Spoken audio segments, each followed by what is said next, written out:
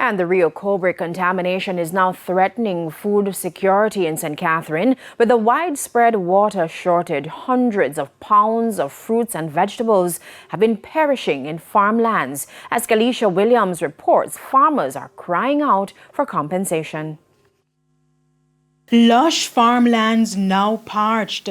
The farmers racing against time to reap what's left of the yields as their only source of water dries up. I've not had any water since Sunday.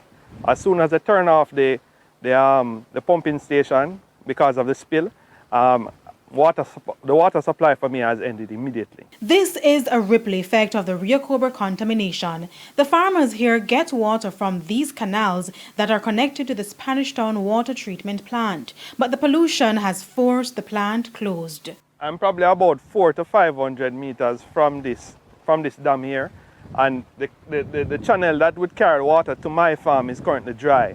So even though Dwayne Duncan's farm is close to this dam, the pressure is not strong enough to take the water to his farm. But the farmers said they saw this coming.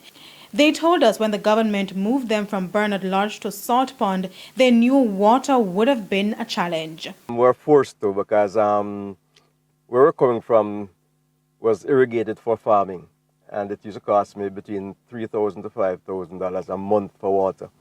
Over here it's costing me upwards of $2,500 a day for gas to pump water from dirty water from a canal. Right, and that is if and when there's water in the canal. So when he should be tending to his crops, this farmer, Wesley Mignot, had to be searching for an alternative water source.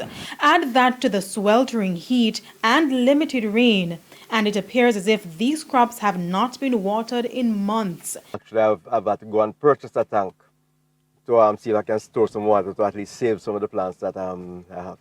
I've lost quite a bit. I've lost, I don't know if you've been under the planting field.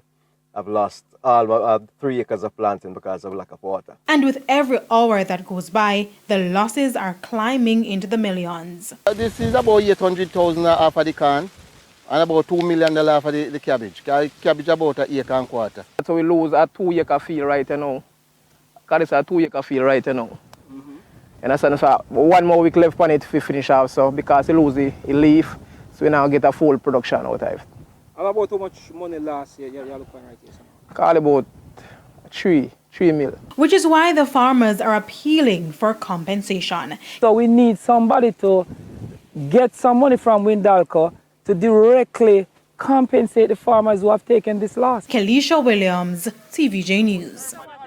And just before news time, the National Irrigation Commission says it has resumed water supply to the Rio Cobre irrigation system. The NIC says it received communication from the St. Catherine Public Health Department to proceed with the resumption of irrigation services.